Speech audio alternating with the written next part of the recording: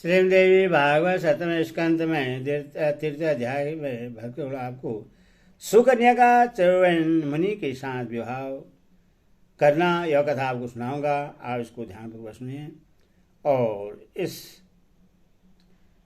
भक्ति माँ भगवती चैनल को लाइक करें, सब्सक्राइब जरूर कर दें। कथा सुनिए। ब्याज बोले, राजन, इस घटना से अत्यंत चिंतित राजा श्रेयाति ने उन सब से पूछने के पश्चात शांति तथा उग्रतापूर्वक भी अपने बंधुजनों से पूछा।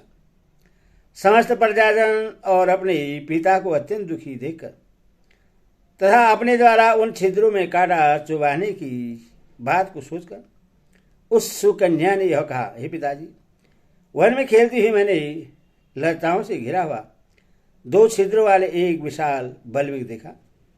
उन छिद्रों में से जुगनू की भांति तीव्र प्रकाशमान 2 ज्योतियां मैंने देखी। तब हे महाराज, जुगनू की शंका करके मैंने उन छिद्रों में सुई चुबो दी। हे पिताजी, उस समय मैंने देखा कि वह सुई जल से भीग गई थी और उस बल्मिक से हा हा की मंद मंद ध्वनि मुझे सुनाई पड़ी। हे राजन, तब मैं आश्चर्य में पड़ गई कि यह क्या हो गया। मैं इस शंका से ग्रस्त हो गई कि न जाने मेरे द्वारा उस बल्मिक के मध्य में कौन सी वस्तु बीत गई। सुकन्या का यह मधुर वचन सुनकर राजा श्रेयाति इस कृत्य को मुनि का अपमान समझकर शीघ्रतापूर्वक उस बल्मिक के पास जा पहुंचे। वहां उन्होंने महान कष्ट में पड़े हुए परम तपस्वी च्यवन मुनि को देखा।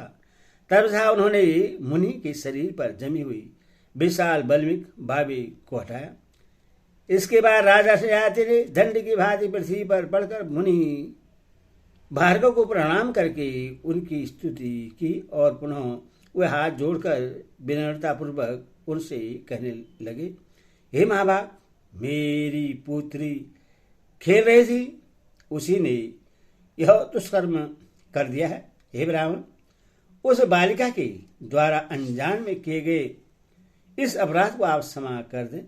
मुनिगण क्रोध शून्य होते हैं, ऐसा मैंने सुना है। अतः आप इस समय बालिका का अपराध क्षमा कर दीजिए।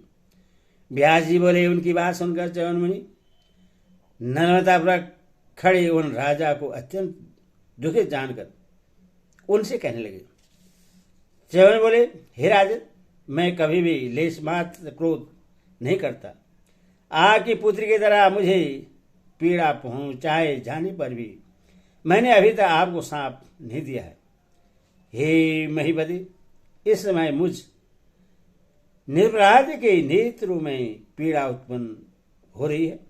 मैं जानता हूं कि इसी पाप कर्म के कारण आप कष्ट में पड़ गए हैं। भगवती के भक्त के प्रति घोर अपराध करके कौन सा व्यक्ति सुख पा सकता है, चाहे साक्षात शंकर ही उसके रक्षक क्यों न हो। हे महिपाल, मैं क्या करूं, मैं अंधा हो गया हूं और बुढ़ापे ने मुझे घेर रखा है। हे राजन, अब मुझे अंधे की सेवा कौन करेगा। राजा बोले, हे मुनिश्रेष्ठ, मेरे बहुत से सेवक दिन रात आपकी सेवा करेंगे। आप अपराध क्षमा करें, क्योंकि तपस्वी लोग अत्यंत अल्प क्रोध वाले होते हैं। च्यवन बोले, हे राजन, मैं अंधा हूं, अधो अकेले रहकर मैं तप करने में कैसे समर्थ हो सकता हूं। क्या आपके वे सेवक समय रूप से मेरा प्रिय कार्य कर सकेंगे। हे राजन, यदि आप क्षमा करने के लिए मुझसे कहते हैं तो मेरी एक बात मान लीजिए। मेरी सेवा के लिए कमल के समान नेत्र वाली अपनी कन्या मुझे सौंप दीजिए। हे महाराज, मैं आपकी इस कन्या पर प्रश्न हूं। हे महामते, मैं तपस्या करूंगा और वह मेरी सेवा करेगी। हे राजन, ऐसा करने पर मुझे सुख मिलेगा और आपका भी कल्याण होगा। मेरे प्रश्न हो जाने पर आपके सैनिकों को भी सुख प्राप्त होगा, इसमें संदेह नहीं है। हे भू, मन में यह विचार करके आप कन्यादान कर दीजिए इसमें आपको कुछ भी दोष नहीं लगेगा, क्योंकि मैं एक स्वयंशील तपस्वी हूँ। ब्यास जी बोले, हे भारत, मुनि की बात सुनकर राजा शयाति घोर चिंता में पड़ गए। दूंगा या नहीं दूंगा, कुछ भी उन्होंने नहीं कहा। वे सोचने लगे कि देव कन्या के तुल्य अपनी यह पुत्री इस अंधे, कुरूप तथा बुढ़े मुनि को देकर मैं कैसे सुखी रह सकता हूँ। ऐसा अल्पबुद्धि तथा पापी कौन होगा जो शुभ तथा अशुभ का ज्ञान रखते हुए भी अपने सुख के लिए अपनी ही कन्या के सांसारिक सुख को नष्ट कर देगा। अंधे तथा विरजन मुनि को पति रूप में प्राप्त करके सुंदर भव वाली तथा कामबाण से व्यथित वह कन्या उनके साथ किस प्रकार अपना जीवन व्यतीत करेगी। अपने अनुकूल पति पाकर भी यौनावस्था में किसी स्त्री के द्वारा, और वह भी विशेष रूप से रूप संपन्न स्त्री के द्वारा काम को जीतना अत्यंत कठिन है, तो फिर इस वृद्ध तथा नेत्रहीन पति को पाकर उसकी क्या स्थिति होगी। तपस्वी गौतम ऋषि को पति रूप में प्राप्त करके रूप तथा यौवन से युक्त सुंदरी अहिल्या इंद्र के द्वारा शीघ्र ही ठग ली गई थी, और बाद में उसे धनवृद्ध जानकर उसके पति गौतम ने सांप दे दिया था। अतएव मुझे कष्ट भले ही मिले, किंतु मैं मुनि को अपनी पुत्र सुकन्या नहीं दूंगा। ऐसा विचार कर राजा शयाति संतप्त मन से अपने घर चले गए और अत्यंत विषादग्रस्त होकर उन्होंने मंत्री को बुलाकर उनसे मंत्रणा की। हे मंत्रियों, आप लोग बताइए कि मैं इस समय क्या करूं। अपनी पुत्री मुनि को सौंप दूं अथवा स्वयं दुख भोगूं। अब आप लोग मिलकर इस पर समय विचार कीजिए कि मेरा हित किस प्रकार होगा। मंत्रीगण बोले, हे महाराज, इस विषम संकट की स्थिति में हम आपसे क्या कहें। यह अत्यंत लावण्यमयी सुकन्या इस अभागे को देना कैसे उचित होगा। व्यास जी बोले, हे राजन, तब अपने पिता तथा मंत्रियों को चिंता से आकुल देखकर सुकन्या उनका अभिप्राय समझ गई और मुस्कुराकर बोली, हे पिताजी, आज आप चिंता से व्याकुल इंद्रियों वाले किस लिए हैं। निश्चित ही आप मेरे लिए ही अत्यंत दुखार्त तथा मलान मुख हैं।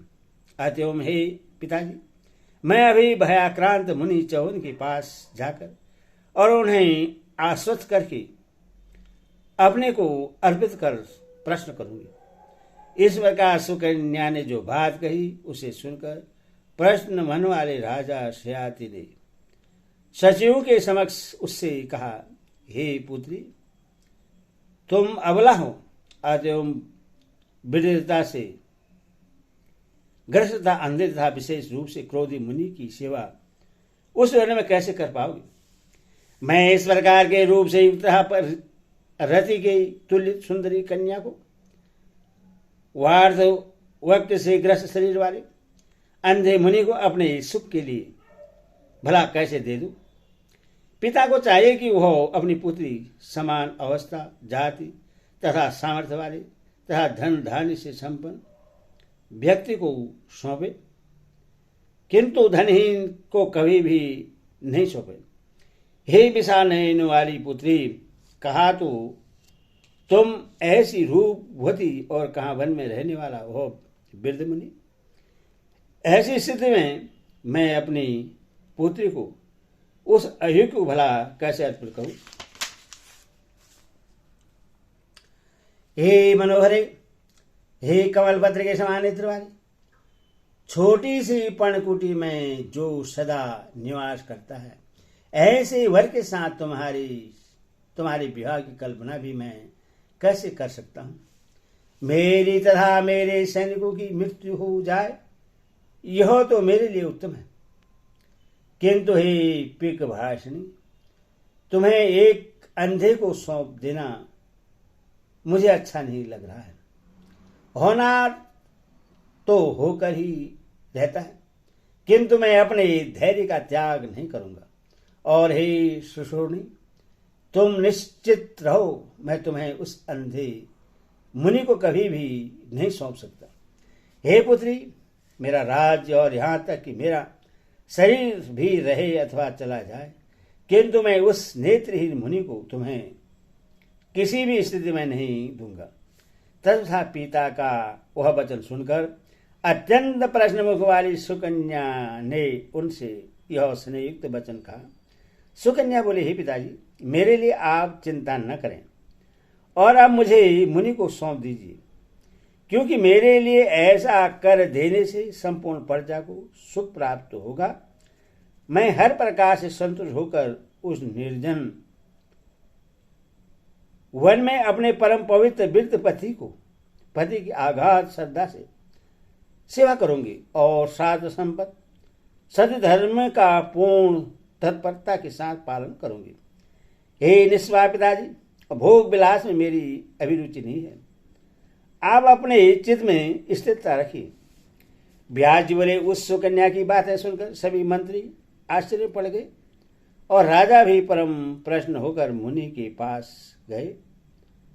वहां पहुंचकर उन तपो निधि को सिर नभाकर प्रणाम करके राजा ने कहा, हे स्वामी, हे प्रभु, मेरी इस पुत्री को आप अपनी सेवा के लिए विधिपूर्वक स्वीकार कीजिए। ऐसा कहकर उन राजा ने विधि विधान से विवाह संपन्न करके अपनी पुत्री मुनि को सौंप दी और उस कन्या को ग्रहण करके 54 ऋषि भी प्रश्न हो गए। मुनि ने राजा के द्वारा प्रदत्त उपहार ग्रहण नहीं किया। अपनी सेवा के लिए उन्होंने केवल राजकुमारी को ही स्वीकार किया। उन मुनि के प्रश्न हो जाने पर सैनिकों को सुख प्राप्त हो गया। उसी समय से राजा भी परम आह्लादित रहने लगे। जब राजा शयाति ने मुनि को सौंप कर घर चलने का विचार किया, तब कोमल अंग वाली राजकुमारी सुकन्या राजा से कहने लगी। सुकन्या बोली, हे पिताजी, आप मेरे वस्त्र तथा आभूषण ले लीजिए और पहनने के लिए मुझे वलकल एवं उत्तम मृगचर्म प्रदान कीजिए। मैं मुनि पत्नियों का भेष बनाकर तब मैं निरत रहती ही पति सेवा करूंगी, जिससे पृथ्वी तल, रसातल और स्वर्गलोक में भी आपकी कीर्ति अश्रुण रहेगी। पर लोक के सुख के लिए मैं दिन रात मुनि की सेवा करती रहूंगी। सुंदर तथा यौवन संपन्न अपनी पुत्री मुझ सुकन्या को एक अंधे तथा वृद्ध मुनि को सौंपकर मेरे आचरणच्युत हो जाने की शंका करके आप तनिक भी चिंता न कीजिएगा। जिस प्रकार पृथ्वीलोक में वशिष्ठ जी की धर्मपति अरुंधति थी, उसी प्रकार मैं भी होंगी, और जिस प्रकार अंतरी की साध्वी भार्या अनुसुईया प्रसिद्ध हुई, उसी प्रकार आपकी पुत्री में सुकन्या भी अपनी पातिव्रत्य के प्रभाव से कीर्ति बढ़ाने वाली होगी। इसमें आपको संदेह नहीं करना चाहिए। सुकन्या की बात सुनकर महान धर्म के राजा शयाति वस्त्र के रूप में उससे मृगचर्म परिधान करके रोने लगे। उस सुंदर मुस्कान वाली अपनी पुत्री को शीघ्र आभूषण का वस्त्र त्याग कर मुनि वेश धारण किए। देख राजा मलान्मुख होकर वहीं पर ठहरे रहे। अपनी पुत्री को वलकल तथा मृगचर्म धारण की हुई देखकर सभी रानियां भी रो पड़ी। वही परम शोकाकुल हो उठी और कांपने लगी। व्यास जी बोले, हे राजन, तत्पश्चात अपनी उस समृद्ध पुत्री सुकन्या से विदा लेकर तथा उससे वहीं छोड़कर चिंतित राजा मंत्रियों के साथ अपने नगर को चले गए। एदेव देवी भागवत महापुराण षष्ठादशास्तु सहितानं सत्वस्कंदे चवन सुकन्या योगा श्रवणाम तृतीय अध्याय। हरि ओम तत्सत्।